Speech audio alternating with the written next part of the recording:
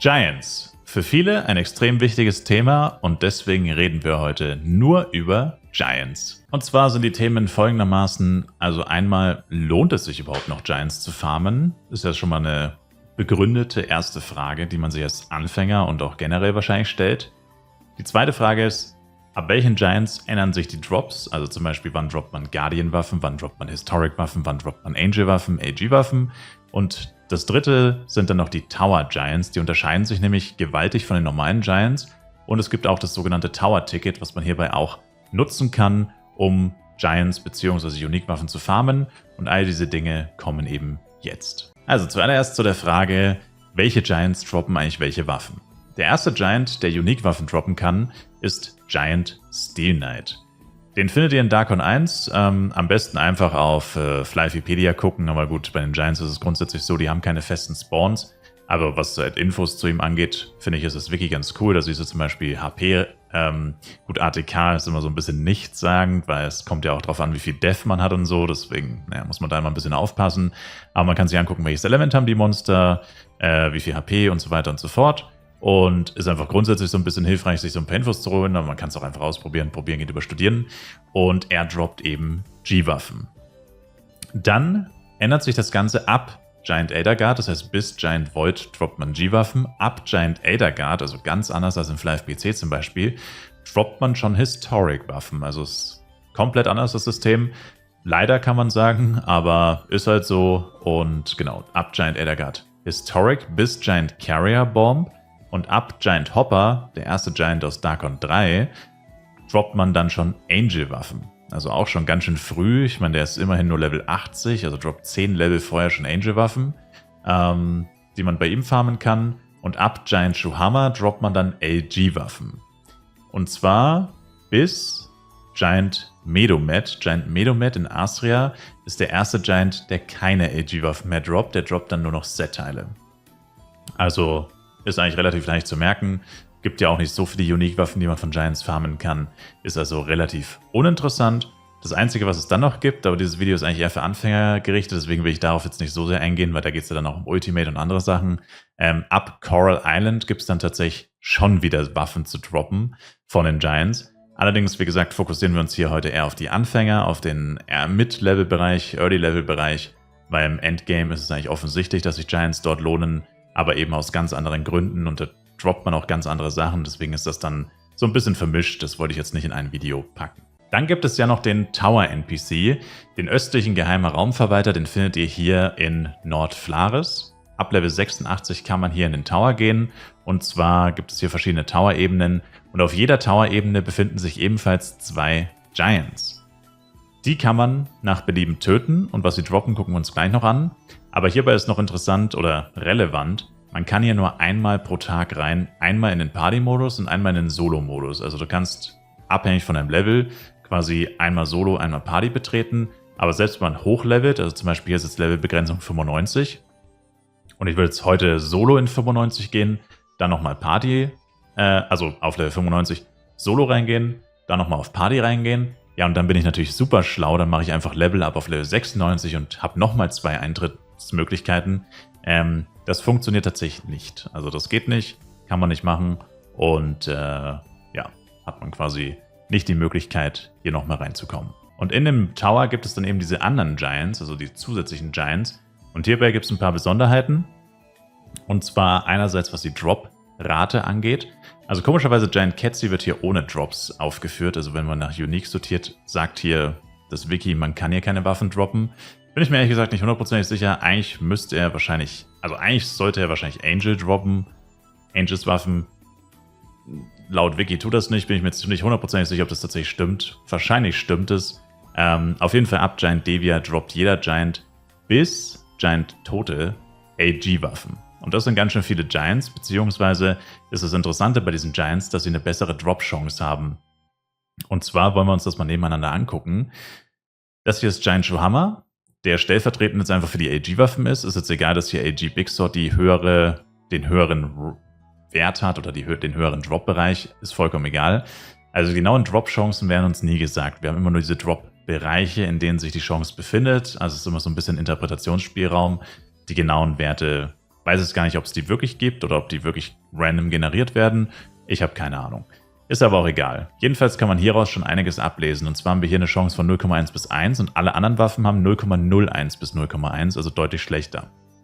Das heißt, wenn man Giant Shawarma tötet, müsste es rein theoretisch öfter mal passieren, dass man AG Big Sword droppt und dann kann man sich eigentlich nicht wirklich darüber beschweren, dass man Pech hatte, sondern man könnte eher sagen, naja, du tötest halt den Giant, der die höchste Chance auf AG Big Sword hat, also ist klar, dass du öfter mal einen AG Big Sword bekommst. So ungefähr kann man sich das vorstellen.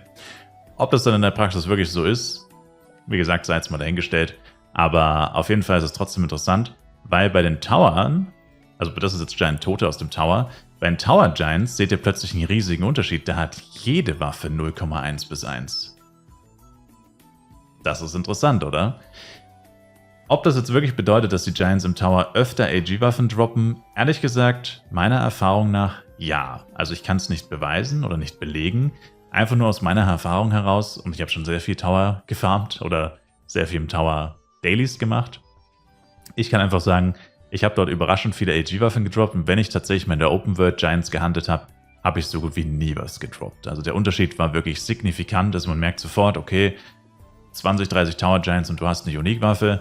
In der Open World, wenn du Pech hast, tötest du mal 100 Giants und droppst nichts. Also war schon für mich auf jeden Fall ein spürbarer Unterschied und da stimmen, glaube ich, auch einige Leute zu, dass das im Tower auf jeden Fall besser droppt.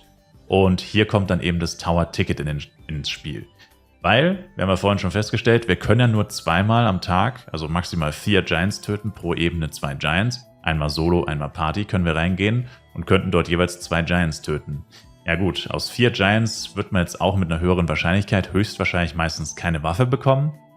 Und dann jeden Tag 24 Stunden warten oder halt jeden Tag nur einmal reingehen können, beziehungsweise zweimal, ist natürlich jetzt nicht besonders cool, wenn man aktiv farmen will. Also du willst ja, keine Ahnung, hunderte Giants töten vielleicht, nicht unbedingt an einem Tag, aber in einer relativ kurzen Zeit vielleicht und halt nicht irgendwie das über 3 Monate sich strecken lassen, ist ja auch irgendwie blöd.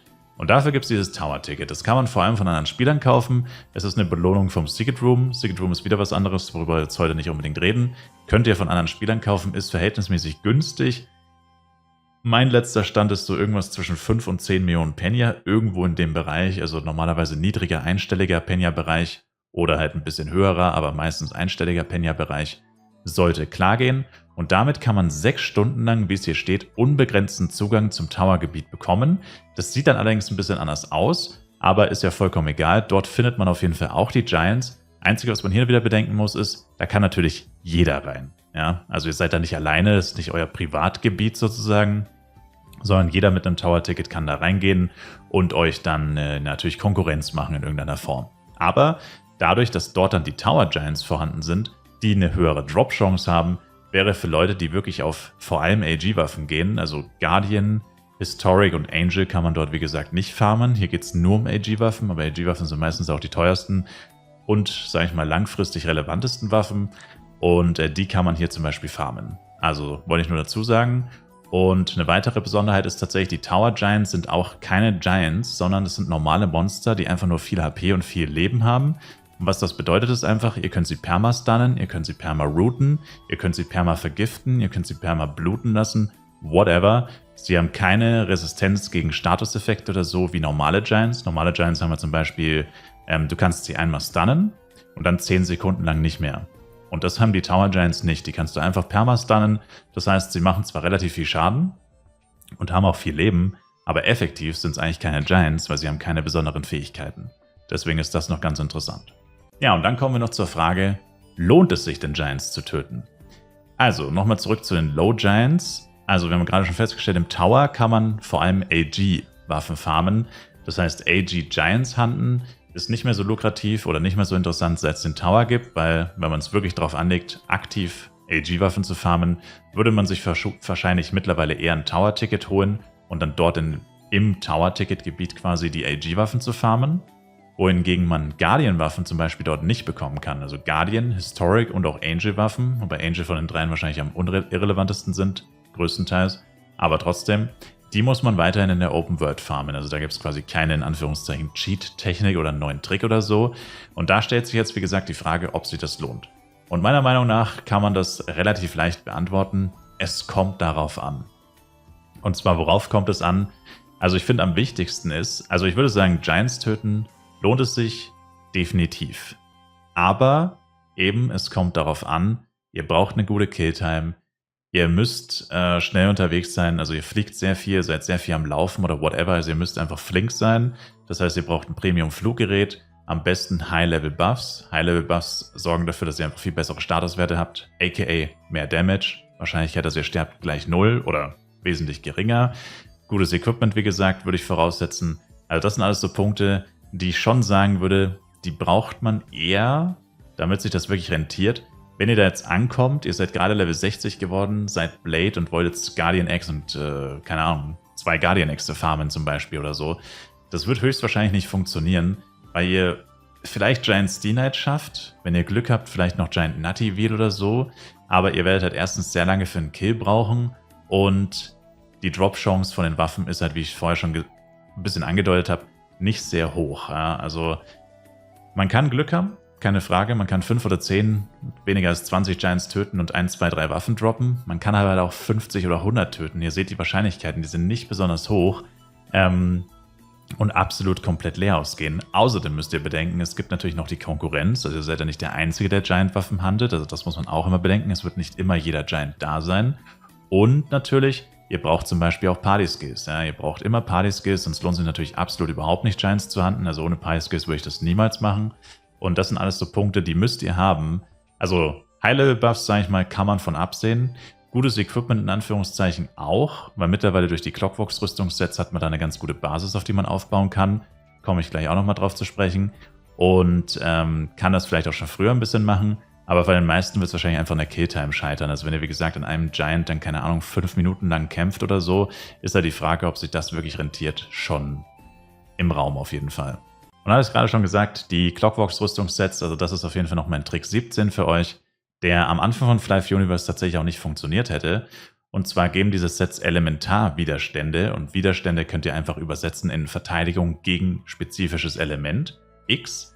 Das Schöne ist, die geben Verteidigungswiderstand gegen alle Elemente außer Wind. Das heißt, Giant Steel Knight ist hier das perfekte Negativbeispiel, weil Giant Steel Knight ist Wind. Das heißt, gegen den funktioniert ein Shamutra-Set sozusagen nur bedingt. Also Shamutra-Set hat an sich eine gute Basis-Def. Und ich glaube, 2 Teile geben sogar Def nochmal zusätzlich als Effekt. Aber er hat eben keinen Windwiderstand. Das heißt, er wird euch höchstwahrscheinlich auseinandernehmen. Wenn ihr da einfach nur mit einem Shamutra-Set plus 5 oder so ankommt, wird er euch wahrscheinlich trotzdem auseinandernehmen. Oder eher als die anderen Giants.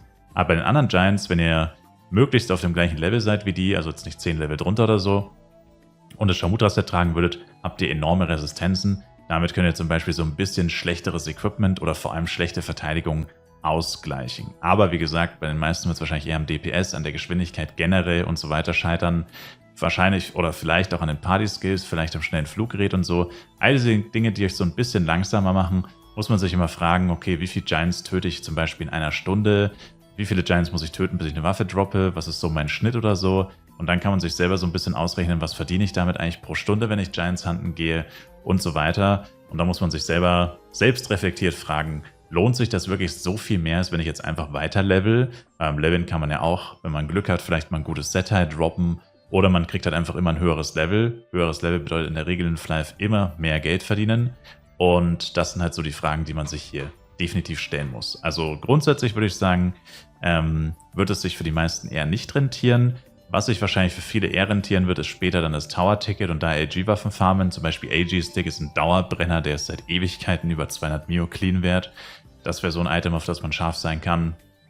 Die Low-Level-Giants, wie gesagt, kommt es einfach drauf an.